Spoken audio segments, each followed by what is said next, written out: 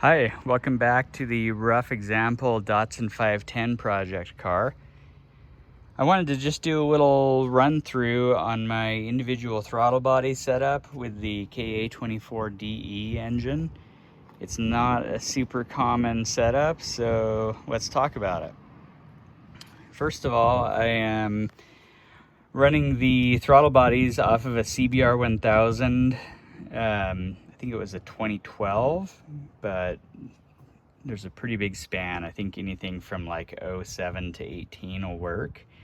And this right here is the stock KA manifold that we have just cut off, and I had a plate laser cut and we just TIG welded that onto there and drilled it and tapped it.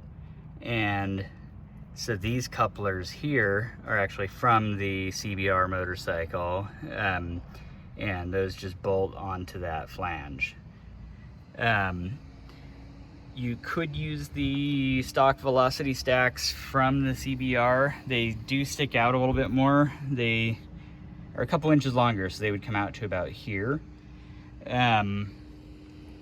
I did notice that, in my opinion, I think the sound was a little bit better with the CBR stacks, like with them being a little bit longer. I think maybe it just kind of muffles it and refines the sound a little bit.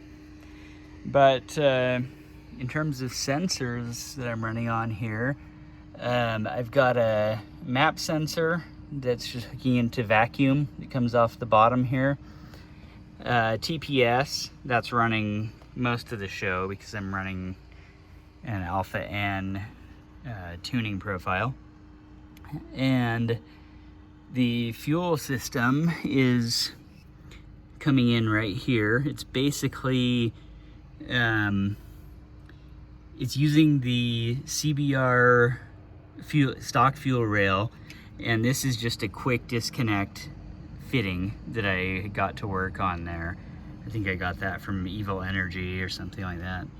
And then I'm running a aftermarket fuel pressure regulator. This is just a SARD brand. And as far as the ignition system, I'm running a 4-post Volkswagen coil. This comes off of a Mark IV 1.8T engine, and basically it has two sides to it, and it just goes back and forth. So it's doing a wasted spark ignition with, it's firing 2 cylinders at a time, just going back and forth in there. Same with the fueling. It's firing 2 injectors at the same time. And I think you can do a full sequential if you're running Microsquirt, but the Microsquirt is a little bit more limited. So far it hasn't been a problem though. And then getting back to the ignition system, I'm running a distributor delete on here, obviously because I'm running that coil, and this cap just covers it up. And inside of there I'm running a new